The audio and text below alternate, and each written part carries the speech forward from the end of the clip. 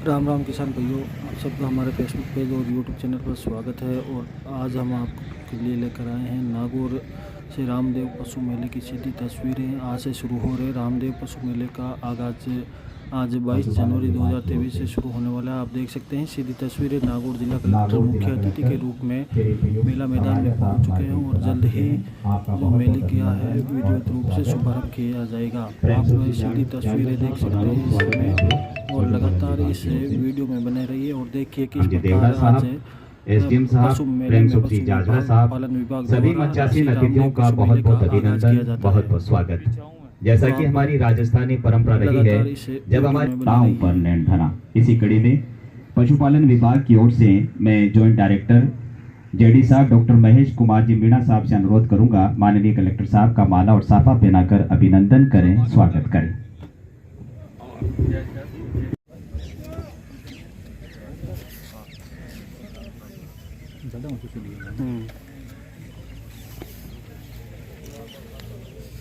Video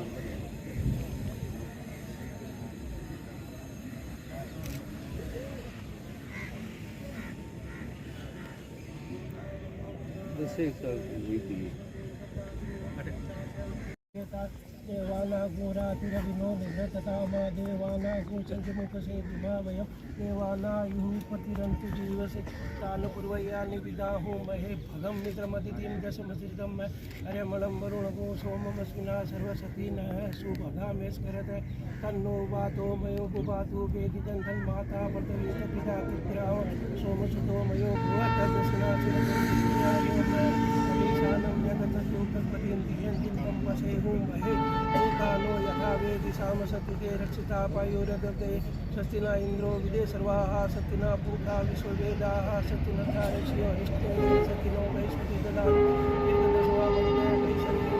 सुमर्यावानो विदते पूजन्मे सूर्यचक्षुषो विश्वेनो देवा सागर भद्रं कन्येभिः सुनयां देवा पदमास्मि इतरैरङ्गै कृत्वा सेमितं यदा सत्मिनु सर्गो इति देवा नकरा चक्रा तनूनां पुत्रा भवन्ति मानो मध्यारीरियतिथिर्वंशमदिति स माता स पिता स पुत्र विश्वेनो देवादितिर्पञ्चजनादितिर्व्याज जो शान्तिरंशुं शान्ति वर्तवी शान्तिरापा शान्तिरोदय शान्ति वनस्पति शान्ति विश्वदेवा शान्ति ब्रह्म शान्ति सर्वं शान्ति शान्तिदेव शान्ति सामा शान्तिरेदि यतो यथ समीयसे ततो नो अभ्यं कुरु नो सुख शान्तिर्भवन्तु।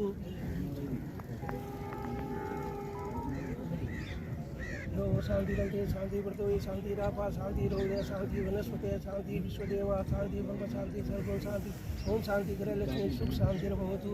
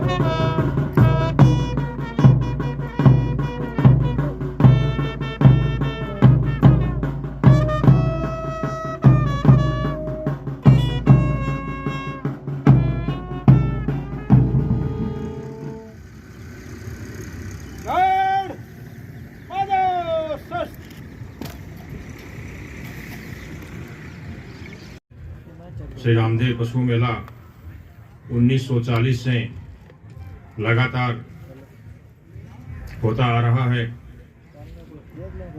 एवं मेले से पशुपालकों को बड़ी आय भी होती है और दूर दराज से पशुपालक अपने पशुओं के साथ यहाँ आते हैं। केवल राजस्थान ही नहीं अपितु आसपास के प्रांतों से भी पशुपालक और व्यापारी यहाँ आते रहे हैं और आते हैं और अच्छी उनको इनकम होती है। इस क्रम में मैं पिछले मेले का थोड़ा सा मैं आपको बता दूं। पिछले वर्ष लगभग 3 करोड़ की आय पशुपालकों को हुई थी और इससे विभाग को लगभग 3 लाख रुपए की आय भी हुई थी। मेले में व्यवस्था हेतु सभी विभाग अपना पूर्ण सहयोग दे रहे हैं। पिछले 15 दिनों से मेले की तैयारियों में जुटे हुए हैं। जिला कलेक्टर महोदय का बड़ा ही आभारी हूँ, जिला प्रशासन का एवं नगर परिषद का एवं सभी विभाग जो साफ सफाई वगैरह काफ़ी दिनों से हम कर रहे हैं। पीएचडी विभाग जो जल की व्यवस्था, बिजली विभाग लाइट की व्यवस्था बहुत अच्छी तरीके से की जा रही है। शाम को आते हैं तो यहाँ लगता है जैसे पूरा एक नया गांव यहाँ बस गया है। इसके लिए सभी विभागों का मैं आभार व्यक्त करता हूँ। और इस बार मेले में मेला मैदान में जो ऑफिस है जो पिछले 50 सालों से 60 सालों से बना हुआ है, कभी इसका वो हुआ नहीं और काफी ये जीर्ण शीर्ण अवस्था में हो गया था। इस का जीर्णोद्धार श्रीमान कृपाराम जी देवड़ा, जिनके सामने सिर्फ एक ही बार हमने हमारी समस्या रखी और तुरंत वो तैयार हो गए। साहब मैं कराऊंगा इसको, और लगभग 10 लाख रुपए लगाकर इन्होंने इसका जीर्णोद्धार करवाया है। और एक भव्य गेट जो 30 बाई 20 का काफी ऊंचा और बहुत भव्य गेट इनके द्वारा ग्रेनाइट्स और ये जोधपुरी पत्थर वगैरह लगा के करवाया जा रहा है। और ये पशुपालन विभाग में इनकी मेहरबानी ही शुरू से ही रही है। मैं 2017-18 में भी यहाँ था, उस टाइम पशुपालन जो प्रदर्शनी स्थल है हमारा ऑफिस, उसका भी उन्होंने जीर्णोद्धार करवाया था और 3 भव्य गेट भी उन्होंने उस टाइम लगवाए थे। तो इसके लिए जोरदार तालियां, जोरदार स्वागत। और मेले में मैं उम्मीद करता हूं किसी प्रकार की समस्या हम पशुपालकों को नहीं आने देंगे। श्रीमान मैं आपको विश्वास करता हूं कि पशुपालकों के लिए रहने की व्यवस्था, खाने की व्यवस्था, किसी प्रकार की कोई दिक्कत उनकी नहीं आएगी। हमने एक हॉल बहुत ही 30 बाई 60 का बहुत तैयार करवाया, उसमें लाइट और बिस्तर सब लगा के हमने तैयार कर दी हैं। स्टाफ के रहने के लिए भी यहाँ सामने डेयरी विभाग में अपने यहाँ हॉल है, यहाँ व्यवस्था कर दी गई है। किसी प्रकार की दिक्कत पशुपालकों को नहीं आएगी, मैं विश्वास करता हूं और उम्मीद करता हूं इसी प्रकार प्रतिवर्ष आपका सहयोग रहेगा, ये अपेक्षित है। जय हिंद, धन्यवाद। जो जीर्ण शीर्ण पड़ा था इसके सामने किसी की नजर नहीं गई, लेकिन अब की बार इन्होंने पिछली बार उससे पहले सोनी जी कलेक्टर साहब थे तो उन्होंने देखा कुछ कहा।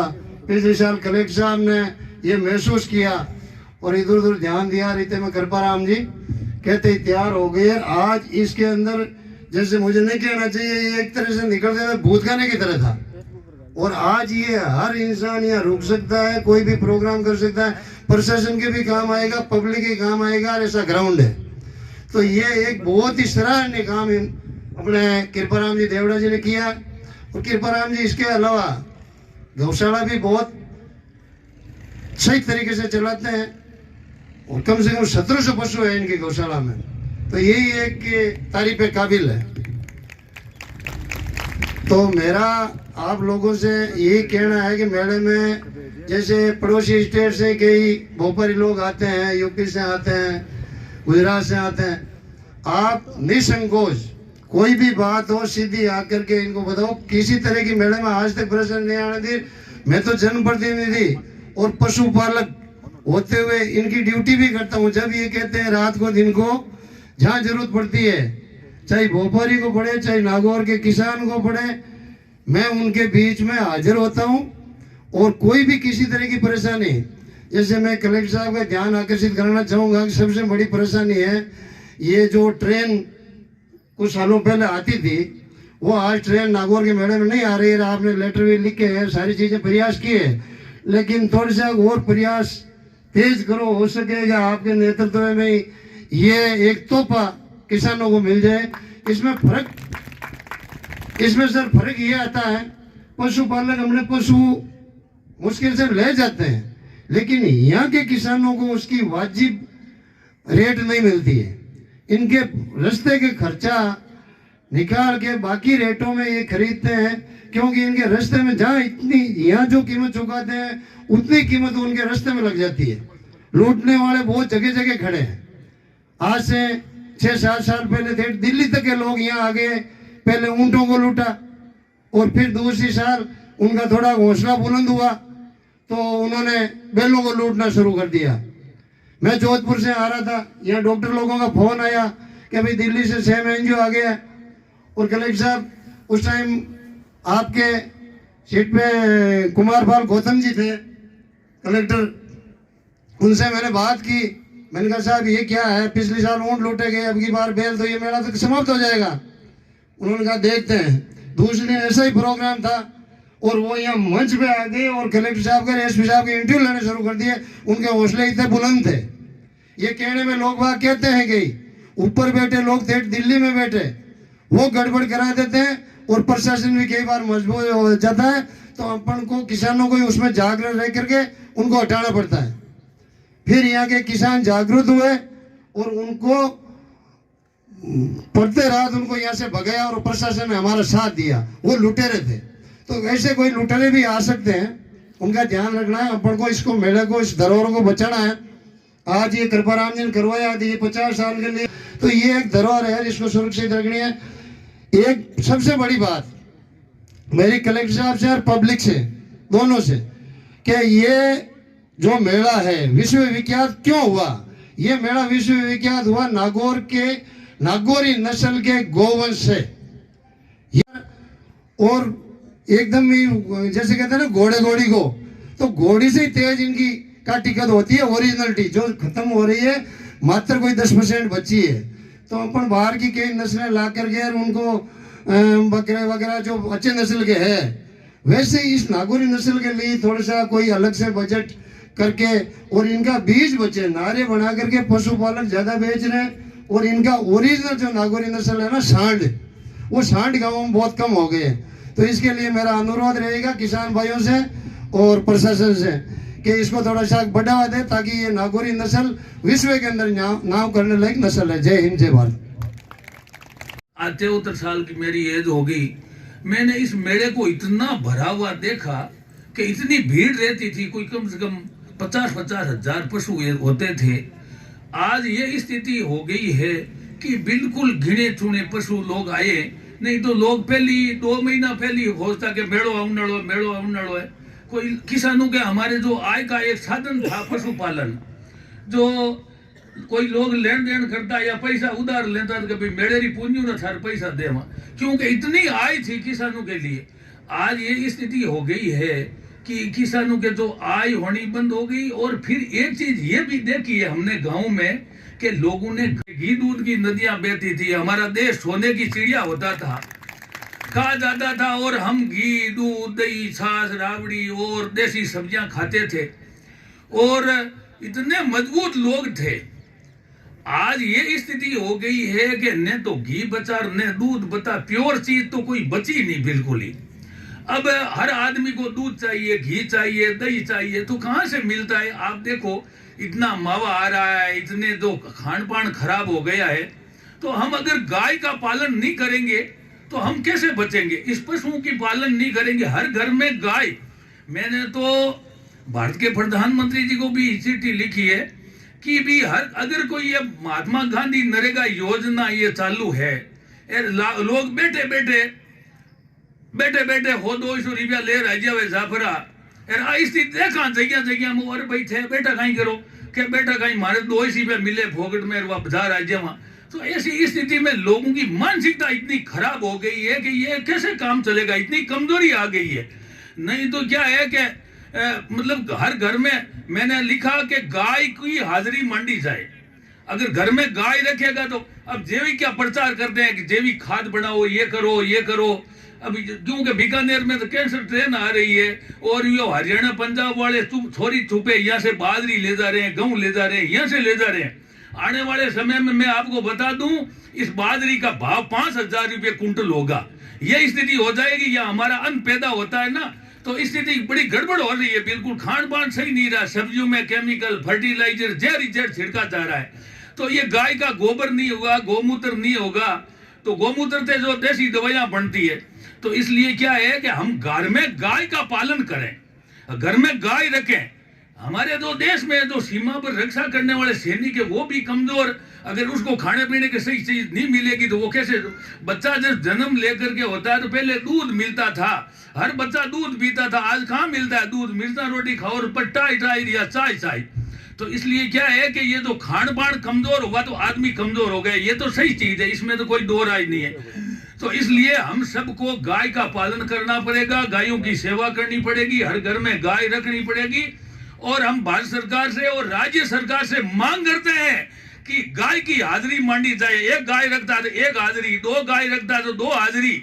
अगर गाय की हाजिरी मांडनी शुरू कर दी तो हर घर में हर किसान गाय रखनी शुरू कर देगा। गाय रखेगा तो गोबर होगा, गोमूत्र होगा, घी होगा, दूध होगा, दही होगा, साज राबड़ी, सब चीज अच्छी चीज मिलेगी और हमारा किसान मजबूत होगा। नहीं तो किसान कमजोर हो रहा है।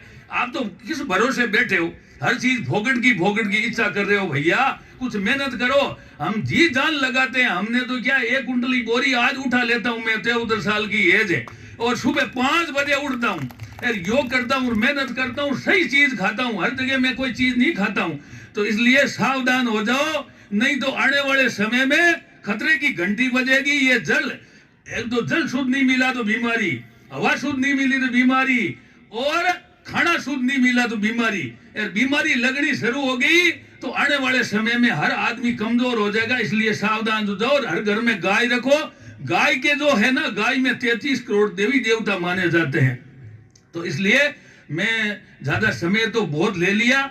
मैं हमारे जो कलेक्टर साहब है और मेला अधिकारी जी है, संयुक्त निदेशक है, मैं उनको भी बधाई देता हूं कि मेरे को भी याद किया, सम्मान किया। मेरे को तो बहुत जाना पड़ता है बाहर में, तो हमेशा MP मध्य प्रदेश है, गुजरात है, अहमदाबाद है, मैं कई जगह गया हूँ। और आने वाले 2 तारीख को एक सम्मेलन करूंगा जिसमें नशा मुक्ति है और है, पशु रखना है, गाय के बारे में बहुत बड़े बड़े संत महापुरुष आएंगे। आप सभी लोग आना।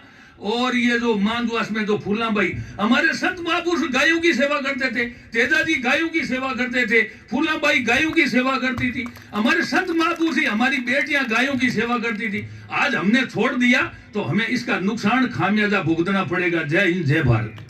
मेले में आप सभी का स्वागत है। काफी एक बहुत बड़ा इवेंट है ये हमारे नागौर जिले के लिए, और पिछले 3 वर्षों से इसमें कोई ना कोई अड़चन आ रही है, चाहे वो कोविड की वजह से हो या कोई और इश्यूज हो। लास्ट 1 साल लंपी स्किन बीमारी की वजह से काफ़ी दुखद रहा है, काफ़ी एक बहुत बड़ी चुनौती रही है प्रशासन के सामने, और इसे बखूबी हमारे समस्त वेटरनरी डिपार्टमेंट, सभी एनिमल हस्बेंड्री डिपार्टमेंट के जितने भी ऑफिसर्स थे अपने कर्तव्यों को निभाते हुए इसको कंट्रोल में लेकर आए हैं। लेकिन ये खतरा अभी टला नहीं है, हमें सावधानी बरतने की आवश्यकता है।